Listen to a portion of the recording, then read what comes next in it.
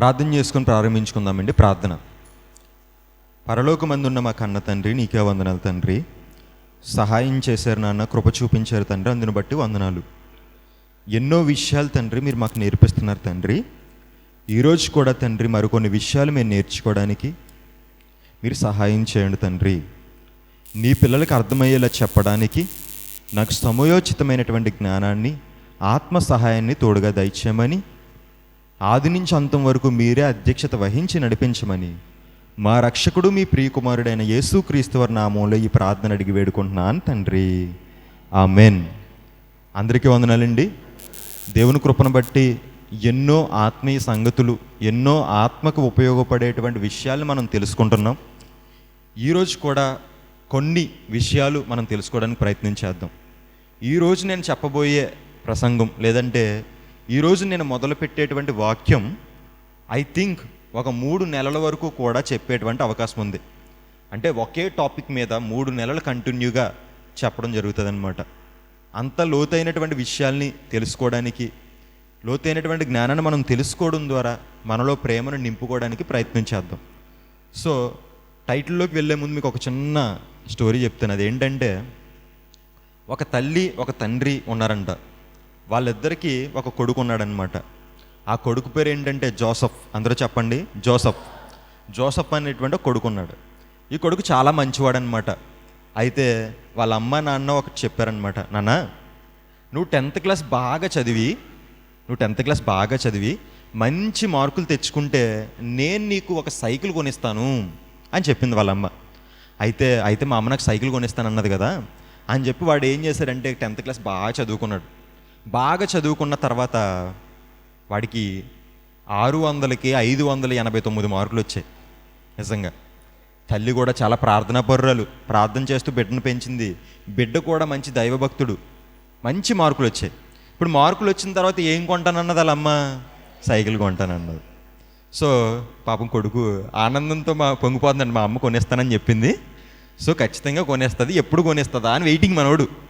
Result వచ్చింది, పరిగెత్తుకొని వెళ్ళాడు, అమ్మతో చెప్పాడు, అమ్మ నాకు 589 మార్కులు వచ్చే స్కూల్కి నేనే ఫస్ట్. వాళ్ళ అమ్మ కూడా చాలా ఆనందపడింది, అంత ఆశ్చర్యపడింది, చాలా సంతోషపడింది. కాకపోతే ఆడికి సైకిల్ కొనివ్వడానికి వాళ్ళ అమ్మ దగ్గర డబ్బులు లేవు. చాలా ఆనందంగా ఉంది నిజంగా. చాలామందిని అడిగింది, నాయన మాకు అప్పు కావాలి, ఒక 5,000 ఇవ్వండి, నేను ఇదిగో మా అబ్బాయికి సైకిల్ కొంటాను అని చెప్పింది. అయినప్పటికీ కూడా చాలామంది ఇవ్వలేదు. ఎందుకంటే అప్పు ఇవ్వాలంటే ముందు వెనక చూస్తారు. నీ తీర్చే అర్హత ఉంటేనే అప్పు ఇస్తారు, తీర్చే అర్హత లేకపోతే అప్పు ఎవరు. నీ దగ్గర ఏ ఆస్తి లేదు, ఏది లేదు, ఒక 5 లక్షలు అప్పు ఇవ్వమంటే ఎవడని ఇస్తాడా? ఎవడు.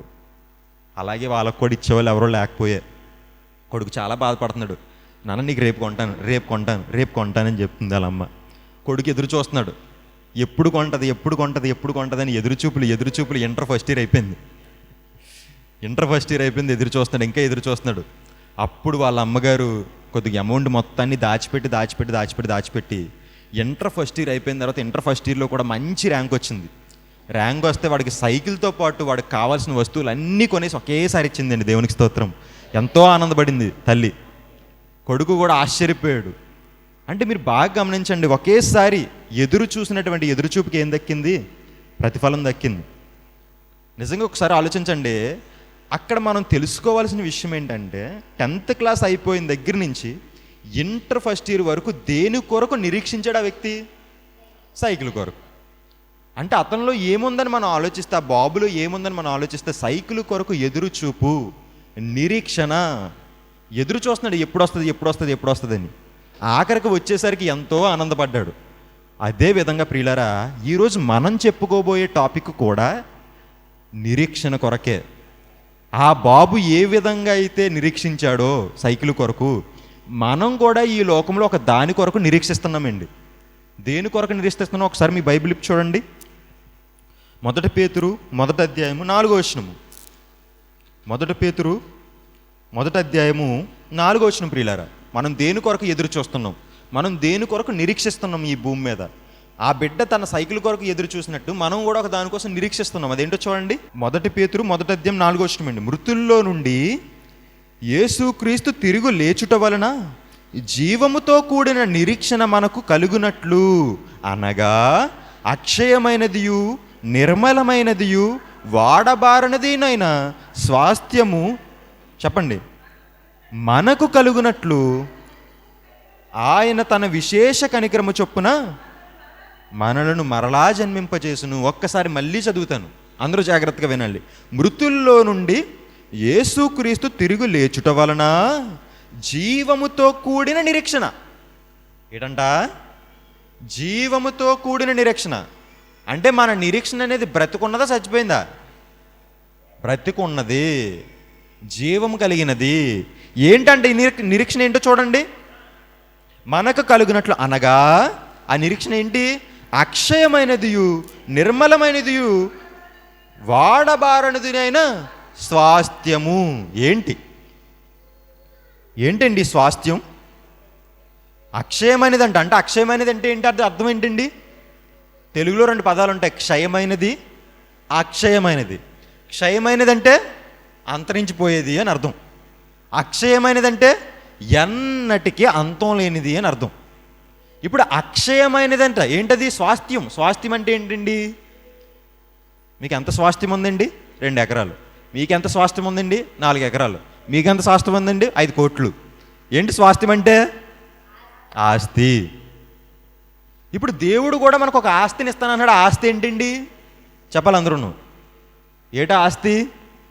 పరలోకం అండి. పరలోకం. అక్షయమైనటువంటి స్వాస్థ్యం, అనంతమైనటువంటి స్వాస్థ్యం ఏంటి? పరలోకం. అంటే మనం ఎదురు చూసేది దేని కొరకయ్యా అంటే చెప్పండి అందరూ? పరలోకం కొరకు. మనం నిరీక్షించేది దేని కొరకు అంటే చెప్పండి అందరూ? పరలోకం కొరకు. మనం ఎదురు చూసేది దేని కొరకు అంటే చెప్పండి అందరూ? పరలోకం కొరకు. దేవుని రాజ్యము కొరకు అనగా పరలోకం కొరకు మనం ఏం చేస్తున్నాం? నిరీక్షిస్తున్నాం. అందరూ చెప్పాలి, పరలోకం కొరకు మేము నిరీక్షిస్తున్నాము. పరలోకము కొరకు మనము నిరీక్షిస్తున్నాము. అంతేనే కాదా? నిజమేనండి. దేని కొరకు నిరీక్షిస్తున్నాం మనం? పరలోకం కొరకు. సో గమనించండి, ఆ కొడుకు ఎలాగైతే సైకిల్ కొరకు నిరీక్షించాడో మనం కూడా పరలోకం కొరకు నిరీక్షించాం. ఇప్పుడు సైకిల్ కావాలంటే వాళ్ళ అమ్మకి ఏం కావాలి? డబ్బులు కావాలి. మరి మనకి నిరీక్షించుతున్నటువంటి పరలోకం కావాలంటే మనకేం కావాలి? చెప్పాలి. డబ్బులా? కానుకలా? ఏం కావాలి? అక్కడ వాళ్ళ బిడ్డకి నిరీక్షిస్తున్న సైకిల్ కొనడానికి వాళ్ళ అమ్మకి ఏం కావాలి? డబ్బు కావాలి. అంటే నిరీక్షించేది పొందుకోవడానికి ఏదో ఒకటి కావాలా వద్దా? కావాలి. సో మనం నిరీక్షించేది మనం పొందుకోవాలంటే కూడా మనకు కూడా కొన్ని అవసరాలు ఉన్నాయి. ఏం కావాలి దానికోసమని ఆలోచించినప్పుడు బైబిల్ మనకు ఆన్సర్ చెప్తుంది. చూడండి, 2 పేతురు 1వ అధ్యాయము 5వ వచనము. ఆ హేతువు చేతనే మీ మట్టుకు మీరు పూర్ణ జాగ్రత్త గలవారై, జాగ్రత్తగా వినాలి, మీ విశ్వాసమందు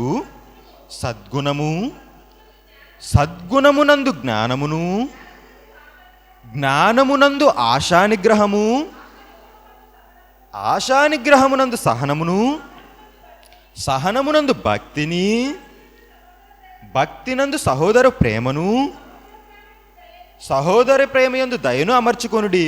ఇవి మీకు కలిగి విస్తరించిన ఎడల అవి మన ప్రభువైన యేసుక్రీస్తు గూర్చిన అనుభవ జ్ఞాన విషయములో మిమ్మును సోమరులై నిష్ఫలులైనను కాకుండా చేయును. ఇవి ఎవనికి లేకపోయిన వాడు తన పూర్వ పాపములను శుద్ధి కలిగిన సంగతి మరిచిపోయి గ్రుడ్డివాడును దూరదృష్టి లేనివాడగును. అందువలన సహోదరులారా, మీ పిలుపును ఏర్పాటును నిశ్చయము చేసుకొనుటకు మరి జాగ్రత్త పడి మీరిట్టి క్రియలు చేయువారైతే ఎప్పుడనూ తొట్టిల్లరు. నెక్స్ట్, అలాగను మన ప్రభువును రక్షకుడని యేసుక్రీస్తు యొక్క నిత్య రాజ్యములో, చూసారా, నిత్య రాజ్యములో ప్రవేశము. అంటే దేవుని రాజ్యములో మనం ప్రవేశించాలంటే మనకి ఏముండాలో తెలుసా? అక్కడ పైన చెప్తున్నారు చూడండి, తొట్టిల్లకుండా ఉండాలి. దేవునిలో మనం తొట్టిల్లకుండా ఉంటే మనకి నిత్యరాజ్యం వస్తుంది. తొట్టిల్లకుండా ఉండాలంటే ఏం చేయాలి? యేసుక్రీస్తుకు కలిగినటువంటి అనుభవ జ్ఞానాన్ని మనం పొందుకోవాలి. అనుభవ జ్ఞానం కావాలంటే ఏం చేయాలి? చూడండి, అక్కడ దయ మనలో ఉండాలి. దయ మనలో ఉండాలంటే ఏం కావాలి? సహోదర ప్రేమ మనలో ఉండాలి. సహోదర ప్రేమ మనలో ఉండాలంటే ఏం కావాలి? చెప్పాలి. భక్తి కావాలి. భక్తి మనలో ఉండాలంటే ఏం కావాలంట? సహనం కావాలంట. సహనం కావాలంటే ఏం కావాలంట? ఆశానిగ్రహం కావాలంట. ఆశానిగ్రహం కావాలంటే ఏం కావాలంట? జ్ఞానం కావాలంట. జ్ఞానం కావాలంటే ఏం కావాలంట? సద్గుణం కావాలంట. సద్గుణం కావాలంటే ఏం కావాలంట? విశ్వాసము కావాలంట. అంటే విశ్వాసం నుంచి సద్గుణం వస్తే నెక్స్ట్ది చెప్పండి.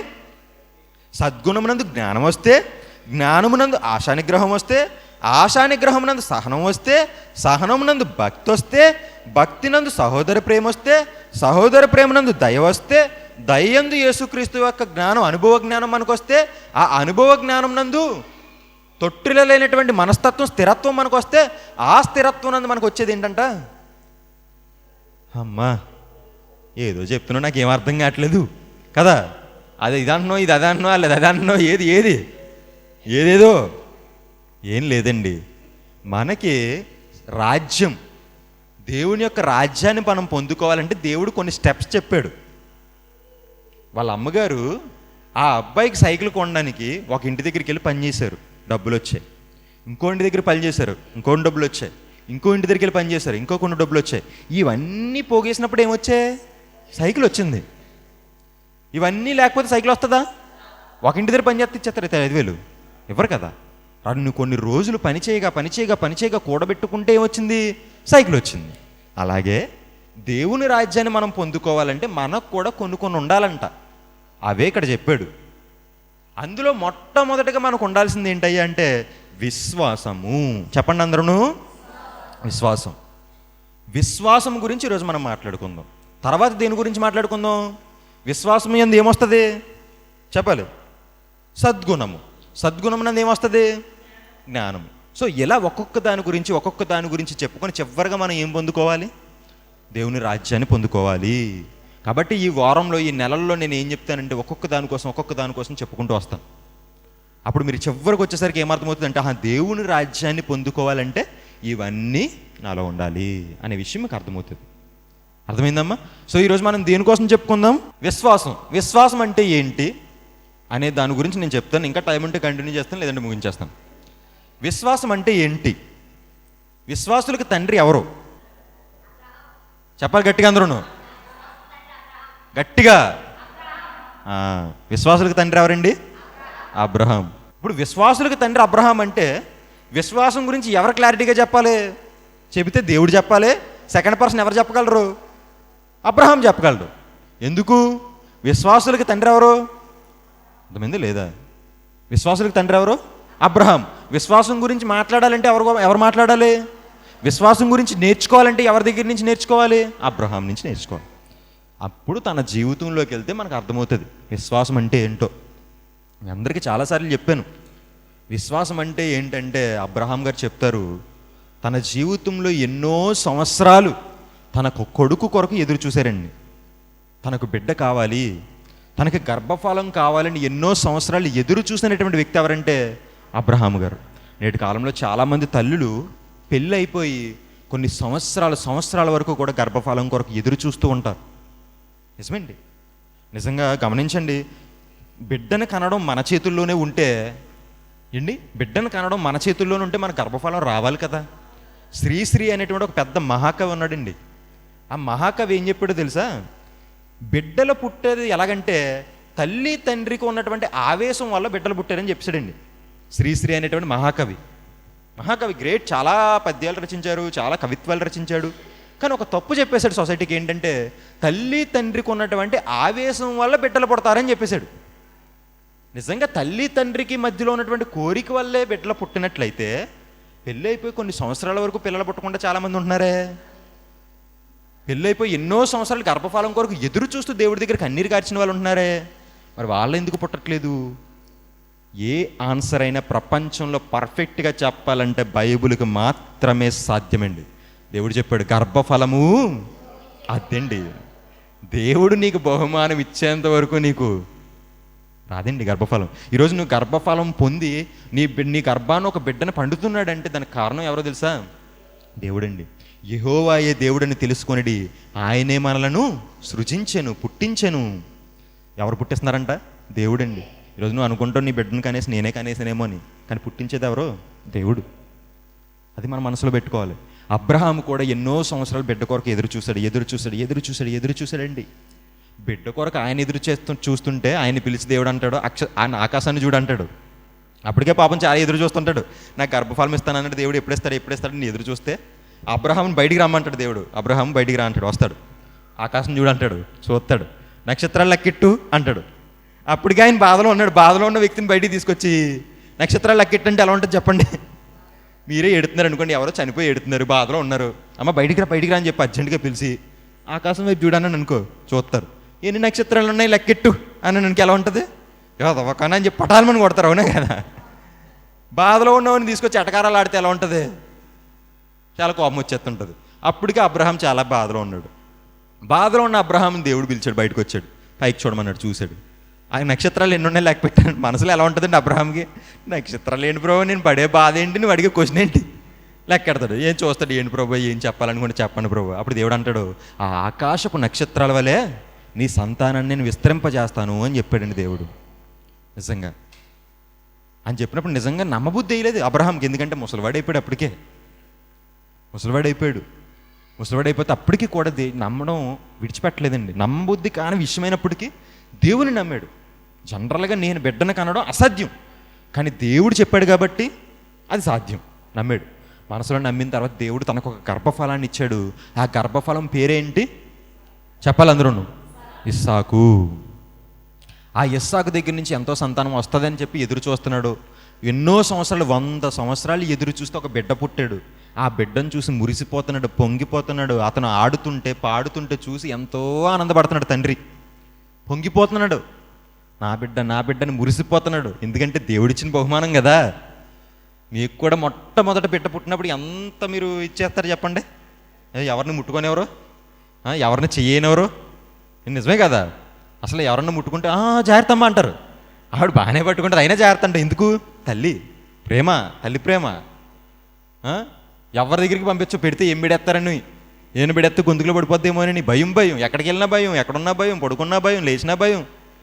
అంత ప్రేమ మనం చూపిస్తాం కదా. మరి ఆయన కూడా 100 సంవత్సరాలు ఎదురు చూపుకు ఒక బిడ్డ పుట్టాడు. ఎంతో ప్రేమ పెంచుకున్నాడండి. ప్రేమ పెంచుకున్నప్పుడు అబ్రహాంని దేవుడు మళ్ళీ పిలుస్తాడు. అబ్రహామా అని పిలుస్తాడు. ఇప్పుడు ఈయన అనుకుంటాడు, నాకు కొడుకునిచ్చాడు కదా, ఇంకో బహుమానం ఏమన్నా రెడీగా ఉందామని చెప్పి ఈయన వెయిటింగ్. ఇస్తానన్నది ఏం చేశాడు? ఇచ్చేసాడు. ఈయన కూడా చాలా హ్యాపీగా ఉన్నాడు. అయ్యా నాకు దేవుడు ఇస్తాడు, ఇంతకు మించిన గొప్ప భాగ్యం ఏముందని చెప్పి మురిసిపోతూ పొంగిపోతున్న సమయంలో దేవుడు వచ్చాడంటే మళ్ళీ ఇదిగో నాకు 3 సంవత్సరాల నుంచి దేవుడు వచ్చిన ప్రతిసారి ఏ న్యూస్ చెప్తున్నాడు? గుడ్ న్యూసే చెప్తున్నాడు. అంటే ఇప్పుడు కూడా వస్తే ఏం చెప్తాడు? నా కొడుకు ఇంకా ఏమన్నా ఆశీర్వాదాలు ఉన్నాయేమో, నా కొడుకు ఇంకా దీవులు ఏమైనా ఉన్నాయేమో దేవుడు పిలిచాడని. దేవుడు పిలిస్తే అన్నీ పలుకుతాడు. పలికిన తర్వాత అబ్రహాంకి గుండెల్లో రాయబడి చేస్తాడు దేవుడు. ఏంటా రాయా? ఏంటంటే ఇలా కలుపుతారు కదా, రాయి పేరు ఏమంటారు? తిరగలరా ఏంటి? ఏ రాయా? రుబ్రోలు కంటే పెద్ద రాయ పడిస్తాడు దేవుడు. ఏంటా రాయ అంటే, నీ కొడుకుని నీకు ఒక్కడైనటువంటి, నువ్వు ప్రేమిస్తున్నటువంటి, ఎంత మెన్షన్ చేస్తుందో చూసారా మళ్ళీ, నీకు ఒక్కడే గుర్తు చేయడం ఎందుకు? తెలుసు కదా ప్రభు ఒక్కడే నీకు కావాలని. నువ్వు ఒక్కడైనటువంటి, మళ్ళీ ఇంకోటి ఏంటి, నీవు ప్రేమిస్తున్నటువంటి నీ కొడుకు అయినటువంటి ఇస్సాకుని నాకు బలివ్వు. ఈ విషయాన్ని పట్టుకొని చాలామంది ఏమంటారు తెలుసా? యెహోవా దేవుడు ఎంత చెడ్డోడో చూడండి. ఎవరిని బలి అడిగాడు? కొడుకును బలి అడిగాడండి. పిల్లల్ని బలి తీసుకునే దేవుడినా నువ్వు పూజించేది, పిల్లల్ని బలి చేసుకునే దేవుడినా నువ్వు ఆరాధించేది, పిల్లల్ని బలి చేసుకునే దేవుడినా నువ్వు ఎంతలా స్తుతిస్తున్నదని చెప్పి చాలామంది అడక్కపోలేదు. నాయనా అలా అడిగేవాళ్ళు ఎవరైనా ఉంటే పూర్తిగా కథ చదవండి రా, సగమే చదివి ఏంటి? అక్కడ దేవుడు ఏం చెప్పాడు క్లియర్గా రాయించాడు. 22వ అధ్యాయము 1వ వచనం. ఆ సంగతులు జరిగిన తర్వాత దేవుడు అబ్రహామును పరిశోధించను. పరీక్షించను కాదు, పరిశోధించను. పరిశోధించడం అంటే ఏంటండి? రీసెర్చ్. దేవుడు అబ్రహాం మీద ఒక రీసెర్చ్ చేస్తున్నాడు. జనరల్గా ఒక బుక్ మీద రీసెర్చ్ చేస్తాం, ఒక వస్తువు మీద రీసెర్చ్ చేస్తాం, ఈ ట్యాబ్లెట్స్ మీద రీసెర్చ్ చేస్తాం, ఇవన్నీ రీసెర్చ్లు చేస్తాం. వ్యక్తి మీద ఎవరైనా రీసెర్చ్ చేసేవారు ఉన్నారా? ఈ భూప్రపంచంలో మనుషుల్ని పరిశోధించే దేవుడు ఒకే ఒక్క దేవుడు ఉన్నాడండి, ఆయనే మన దేవుడు. ప్రపంచంలో ఎవ్వరు మనుషుల్ని పరిశోధించరు, ఒక్కలే పరిశోధిస్తారు. హృదయములను పరిశోధించు దేవుడు అని ఉంటుందండి ఆయన పేరు. అంటే ప్రతి ఒక్కడు కూడా ప్రకృతిని పరిశోధిస్తే, మనుషులు ప్రకృతిని పరిశోధిస్తే, మనిషిని పరిశోధించే వ్యక్తి ఎవరు? దేవుడు. అలా అబ్రహాంని పరిశోధించడానికి మాత్రమే పెట్టాడు తప్ప బలి కోరుకోవడం అనేది దానికి ఇష్టం లేదండి. అందుకే చెప్తాడు దేవుడు, బలియు అర్పణయు నీవు కోరలేదు కానీ మాట వినుటయే నీవు కోరావు, బలియు అర్పణయు నీవు కోరలేదు అని చెప్తాడు దేవుడు. దేవుడికి బలి అర్పణ కదా కావాల్సింది, మనం ఆయన మాట వినడం.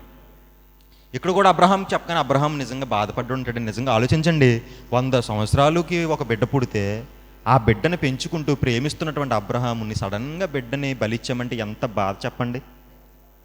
నిజంగా మీరే ఆ స్థానంలో ఉంటే ఏం చేస్తారు చెప్పండి? అబ్రహాం పొజిషన్లో మీరే ఉన్నారు, ఏం చేస్తారు? బలిస్తారా? ఇస్తారా? దేవుడా నువ్వు ఇన్నాళ్ళు మంచోడు అనుకున్నాను, అమ్మా లేకపోతే నా బిడ్డ మీద కొన్ని వేసినావు నువ్వు అంటారా? తిడేసుకుంటారు ఇంక దేవుణ్ణి, మామూలు తిట్టుకోరు ఏంటి. మన చర్చిలోకి తీసుకొస్తారండి పిల్లల్ని, బిడ్డ పుట్టిన తర్వాత చాలాసార్లు పరిశీలించానండి, మందిరానికి అంకితం చేసేస్తానండి నా బిడ్డ పుడితే అంటారు. వస్తారు ఇక్కడ నించోబెట్టి పిల్లకి కట్ చేయించి డబ్బులు వేసి పోతారండి, పట్టిపోతారు. మందిరానికి అంకితం చేసేస్తారండి, మళ్ళీ పట్టిపోతున్నాం ఏంట్రా? గ్యామ్లింగ్ అనమాట, అంతేనే కదా. మందిరానికి అంకితం చేసేస్తారంటే దాని అర్థం ఏంటి? మనం చెప్పుకున్నాం, సమూయేలు గారిని వాళ్ళ అమ్మగారు ఏం చేశారు? మరి వదిలేయాలి కదా నువ్వు. అంతా దేవుని మోసం చేస్తారనమాట, చీటింగ్. ఇచ్చేస్తానని చెప్పి ఏం చేస్తారో దోచేసుకుంటారు. దేవుడికి ఏం పడతారు? డబ్బులు పడతారు. డబ్బులు పడితే రుణం తీరిపోయినట్టే ఏంటి? ఆ డబ్బులు వీడి ప్రాణానికి సమానమా చెప్పండి మీరు? ఆ డబ్బులు వీడి ప్రాణానికి సమానమా?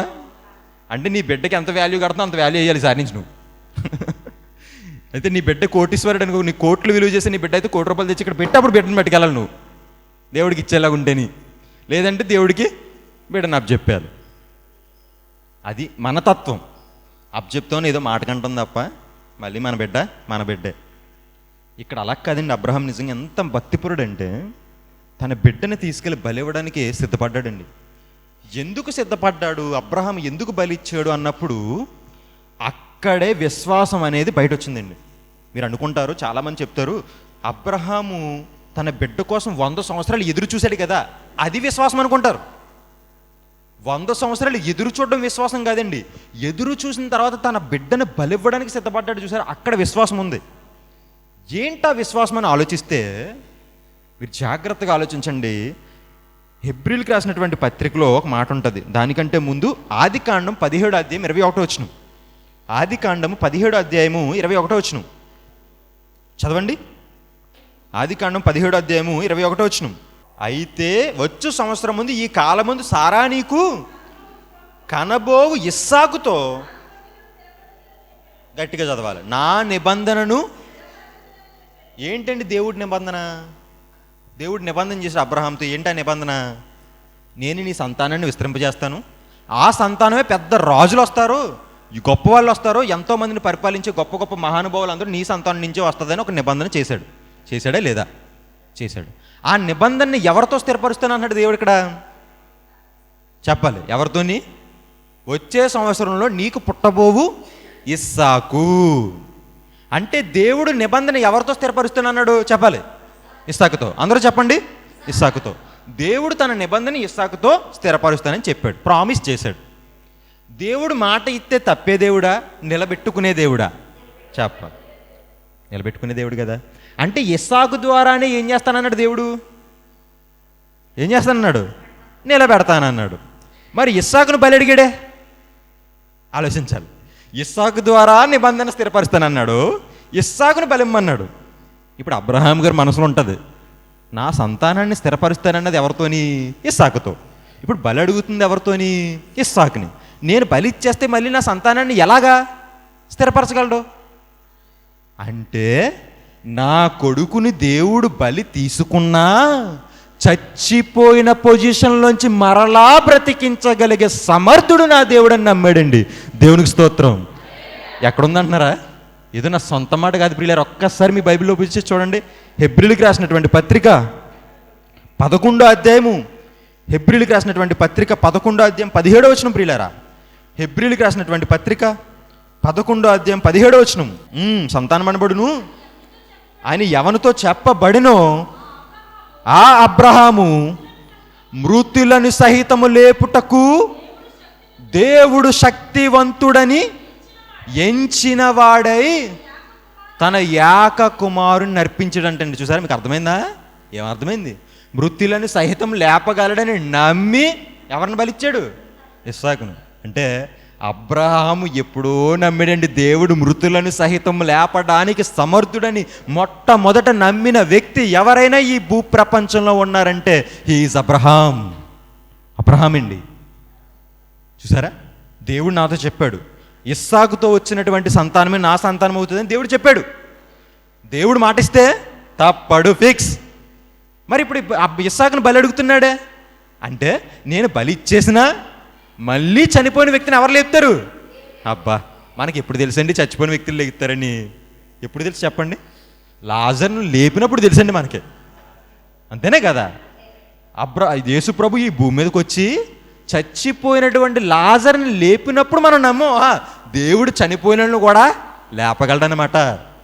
అలాగే యేసు ప్రభు చనిపోయి తిరిగి లేచిన తర్వాత మనం నమ్మం, దేవుడు ఖచ్చితంగా చచ్చిపోయిన ప్రతి ఒక్కరిని తిరిగి లేపగలడు అనే విషయాన్ని. కానీ అబ్రహాం ఉన్నప్పుడు యేసుప్రభు ఉన్నాడా? భూమి మీదకి వచ్చాడా? భూమి మీదకి ఆయన ఇంకా రాలేదు. ఆయన ఎప్పుడు వస్తాడని ఎదురు చూసే వ్యక్తుల్లో ఒక వ్యక్తి అబ్రహాము. అసలు చనిపోయిన వ్యక్తిని హిస్టరీలో ఎక్కడైనా లేపినట్టుందా? పోనీ లేదు. అసలు చరిత్రలో లేనప్పుడు, గతంలో లేనప్పుడు, ఏదీ లేనప్పుడు ఒక వ్యక్తిని, చనిపోయిన వ్యక్తిని కూడా లేపగలడని నమ్మాడండి. ఎవరు? అబ్రహాము. అంటే ఏదైతే ఫ్యూచర్లో జరగబోతుందో అది నిజమని నమ్మాడు. దట్ ఈస్ వాట్ విశ్వాసము. ఇప్పుడు చూడండి విశ్వాసం అంటే ఏంటో. హెబ్రీయులకు రాసిన పత్రిక 11వ అధ్యాయం 1వ వచనం. హెబ్రీయులకు రాసిన పత్రిక 11వ అధ్యాయం 1వ వచనం చదవండి. విశ్వాసమనున్నది నిరీక్షింపబడు వాటి యొక్క నిజస్వరూపము. నువ్వు దేని కొరకైతే నిరీక్షిస్తావో అది ముందే వచ్చింది, జరిగింది, ఉంది అని నమ్మడమే విశ్వాసం. అర్థమైందా? అబ్రహాము మృతుల్లో నుంచి దేవుడు లేపగలడని ఊహించలేదు, లేపేస్తాడని ఫిక్స్ అయిపోయి నమ్మేశాడు, అంతే. మీకు అర్థమైందా? నిరీక్షింపబడి వాటి యొక్క నిజస్వరూపం అంటే ఇప్పుడు పరలోకం ఉందో లేదో మనకు తెలియదు, మనం ఏం చేస్తున్నాం? నమ్ముతున్నాం. దట్ ఈస్ వాట్ విశ్వాసం. అలాగే మృతుల్లోంచి లేవగలరో లేవలేరో తెలియదు అబ్రహాంకి, కానీ ఏం నమ్మాడు? లేపగలడు అని నమ్మాడు. దట్ ఈస్ వాట్ విశ్వాసం. చూసారా, అందుకే అబ్రహాముకి విశ్వాసులకు తండ్రి అని పేరు వచ్చింది, ఊరికే రాలేదు. సరే, ఎంత గొప్ప నమ్మకం ఏంటి దేవుడి పట్ల. మనం నిరీక్షింపబడి వాటి యొక్క నిజస్వరూపం. మనం నిరీక్షించేది దేనికోసం అని చెప్పాను? పరలోకం. పరలోకము ఉంది అని నమ్మడమే విశ్వాసము. పరలోకానికి మనం వెళతాము అని నమ్మడమే విశ్వాసము. దేవుడు చనిపోయిన తర్వాత మనల్ని లేపగలడని నమ్మడమే విశ్వాసము. ఆ విశ్వాసాన్ని మొట్టమొదట కనపరిచిన వ్యక్తే అబ్రహాము. దేవునికి స్తోత్రం. అర్థమైందా? ఈరోజు మొట్టమొదటిగా మనకు అర్థం కావాల్సిన విషయం, మనం పరలోకాన్ని పొందుకోవాలంటే, మనం దేవుని యొక్క రాజ్యాన్ని స్వతంత్రించుకోవాలంటే మనలో ఉండవలసిన మొట్టమొదటి క్వాలిటీ ఏంటయ్యా అంటే విశ్వాసము. అర్థమైందా? విశ్వాసము. విశ్వాసం అంటే ఏంటి? నిరీక్షింపబడు వాటి యొక్క నిజస్వరూపము. అనగా మనం నిరీక్షించే పరలోకం ఉందని నమ్మాలి. నమ్ముతున్నారా? నిజమే. మనం చనిపోయిన తర్వాత దేవుడు మనల్ని తిరిగి లేపుతాడు, మనకు పరలోకం ఇస్తాడని నమ్మాలి. నమ్ముతున్నామా? చూడలేదు కదండి మీరు. ఎలా నమ్ముతారు? పరలోకం చూసారేంటి మీరు ఎప్పుడైనా? చాలామందిని అడిగినప్పుడు బయట వాళ్ళ దగ్గరికి వెళ్ళి అడగండి, పరలోకం నరకం అనే 2 పదాలు ఉపయోగించారనుకో, అవి ఉన్నాయో లేవో, నువ్వు ఒక ఎర్రిపప్పవే అందుకే నువ్వు అవి నమ్ముతున్నావు అంటారండి. పరలోకం ఉందా? ఊరే, ఈ భూమి మీద బ్రతికినంతకాలమేరా జీవితం, చచ్చిపోయిన తర్వాత జీవితం ఏంటరా? ఉన్నదే ఒకటే జిందగీ. ఈ జిందగీలో నువ్వు ఎంజాయ్ చేయాలి. ఏం చేయాలి? ఎంజాయ్. లైఫ్ అంటే ఎంజాయ్ రా. ఎంజాయ్ అంటే లైఫ్ రా. ఈ జీవితంలోనే మనం ఎంజాయ్ చేయాలరా. ఈ జీవితంలో మనం ఏదైనా సాధించాలరా. బండి మీద అలా రైస్ తీసుకుని వెళ్తుంటే స్టైల్ ఇప్పుడు కాకపోతే ఇంకెప్పుడు చేస్తావు, చెయ్యరా అని చూసి ఈడు అనుకుంటాడు, అయ్యో పాప ఇదేనా అయితే నేను ఈరోజు నుంచి ఏం చేయాలి? బండి తీసుకొని రయ్యని నడపాలంటాడు. ఆ రయ్యని నడి మురికాల గురిపోతాడు. అంతేనే కదా? ఎవరు చెప్తారు? ఇవన్నీ అయ్యే కదా చెప్పేది బయట సొసైటీలో. అసలు ఇంకో జీవితం ఉందో లేదు, మళ్ళీ వెనకాల బీజిఎం పెడతారు, ఎమోషనల్ బీజిఎం పెట్టి నువ్వు చెప్పినంత మాత్రాన అబద్ధం నిజమైపోదు, నిజం అబద్ధం అయిపోదు బ్రదర్. అందుకే యూట్యూబ్లో వచ్చే ప్రతి మోటివేషన్ నమ్మేకూడదు. వాళ్ళకేం తెలుసండి చెప్పడానికి. ఈ భూమి మీద ఏదైనా ఒక మంచి అనేది చెప్పారంటే మంచివాడు పుట్టిన తర్వాతే చెప్పారు. అర్థం కాలేదు కదా, మళ్ళీ చెప్తాను. ఈ భూమి మీద ఒక మంచి, ఫర్ ఎగ్జాంపుల్ నిన్ను కుడి చెంప మీద కొడితే ఎడమ చెంప చూపించని ఎవరు చెప్పారట? గాంధీ తాత చెప్పాడట. గాంధీ తాతే చెప్పాడట. ఇప్పుడు ఈ గాంధీ తాతకి మంచి వాక్యం ఎక్కడి నుంచి వచ్చిందట? మంచివాడనేటువంటి వాడు ఒకడు పుట్టి మంచిని చెప్పిన తర్వాత ఆ మంచిని నేర్చుకున్న వ్యక్తి మళ్ళీ మంచిని చెప్పాడు. మళ్ళీ కన్ఫ్యూజన్ ఉందా? ఒక మంచివాడు పుట్టాడు, ఆ మంచివాడు యేసుప్రభు. ఆ యేసుప్రభు పుట్టిన తర్వాత ఒక ప్రసంగం చేస్తారండి, కొండ మీద ప్రసంగం అంటారు తెలుసా?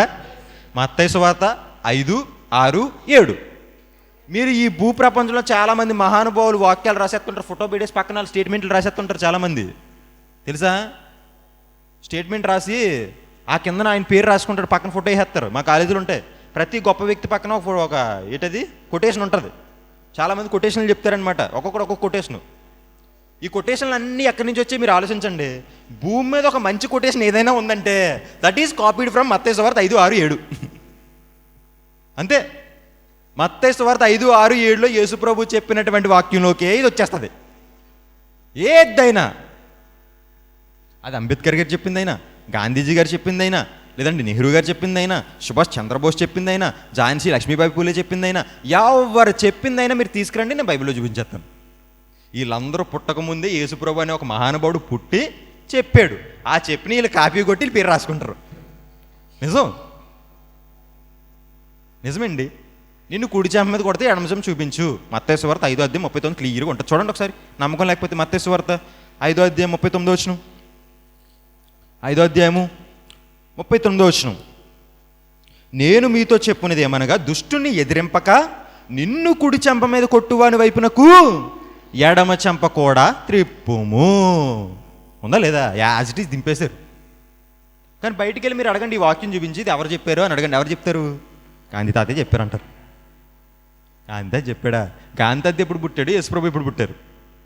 గాంధీ తాత పుట్టక కొన్ని సంవత్సరాల ముందు, 2000 సంవత్సరాల ముందు పుట్టి మహానుభావుడు చెప్పిన మాటను కాపీ కూడా చెప్పారు.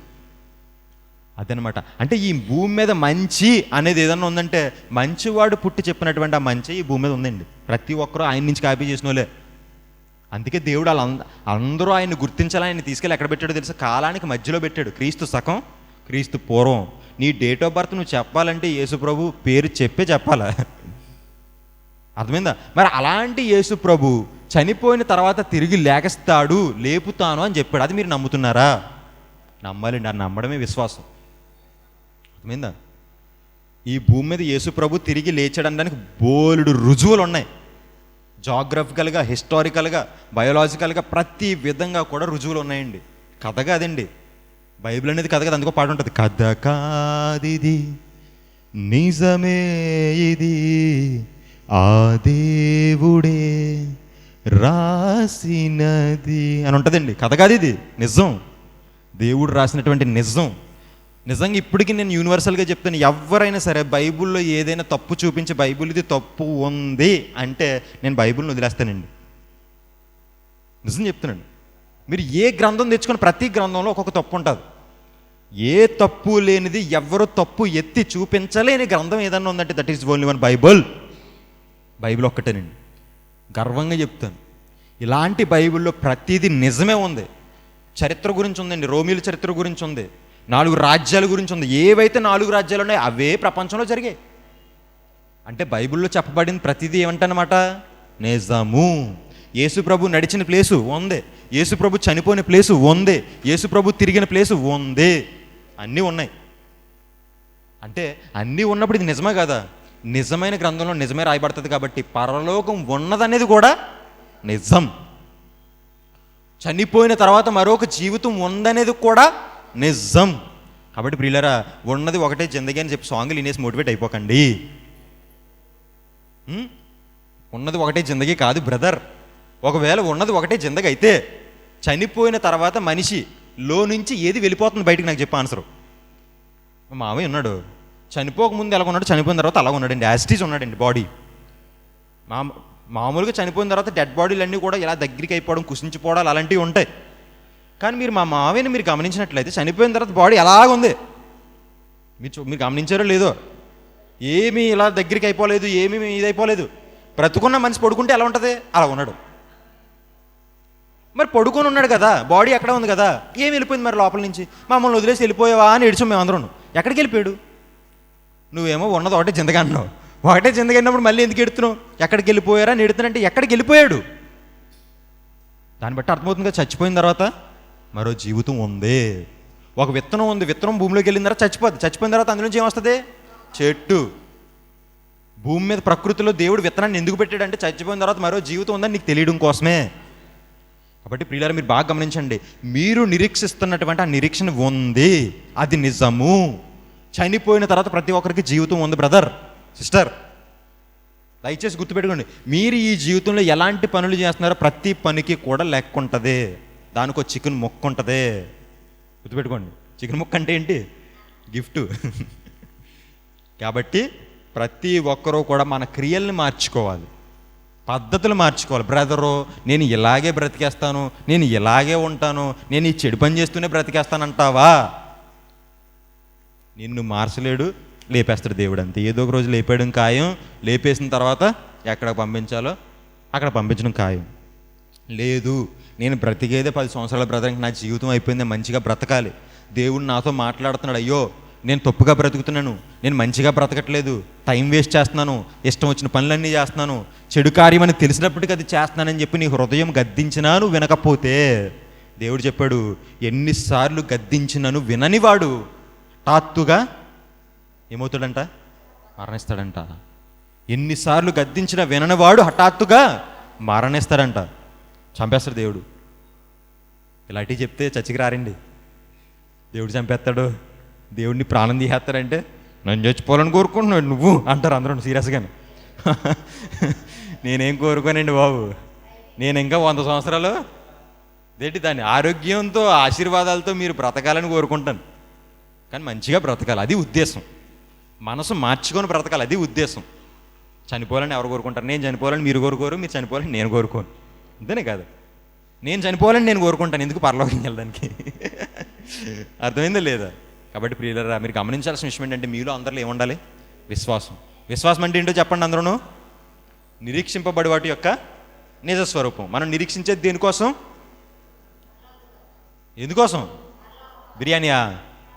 అందరూ ఇంటి దగ్గర జాగ్రత్త కూరలు వండుకొని వచ్చారబ్బా, దాని మీదే మనసు ఉంది. దేవునికి స్తోత్రం, దేవునికి స్తోత్రం, దేవునికి స్తోత్రం. ఆడు ఏటో అరిచేస్తున్నాడు, దేవునికి స్తోత్రం అంటే అన్నాడు కార్తిక్ గడు. మంచిది. కాబట్టి ప్రియులారా చెప్పండి, మనం అందరూ దేనికోసం నిరీక్షించాలి? మనం నిరీక్షించేది దేనికోసం? ఉందా లేదా పరలోకం? చనిపోయిన తర్వాత మరో జీవితం ఉందా లేదా? ఎలా ఉందండి? ఏం బొబ్బులు ఉందా? చనిపోయిన తర్వాత మరో జీవితం ఉందా? ఉందంట. అరవింద్ ఉందా? లేదట. ఉన్నదో అంటే జిందగీ కదా. సాయంత్రం పాటేస్తారు స్టేటస్. ఉందండి. అది మీకు లైఫ్లో కొంతమందికి, ఇప్పుడు కొంతమందికి చదవడం ద్వారా అర్థమవుతుంది, కొంతమందికి అనుభవ జ్ఞానం ద్వారా అర్థమవుతుంది. నాకు కూడా అర్థం కాలేదని చిన్నప్పటి నుంచి. ఇవన్నీ నమ్మేవాడిని కాదు. నాకు ఇప్పుడు అర్థమైంది, మా మావి చనిపోయిన తర్వాత అర్థమైంది నాకు.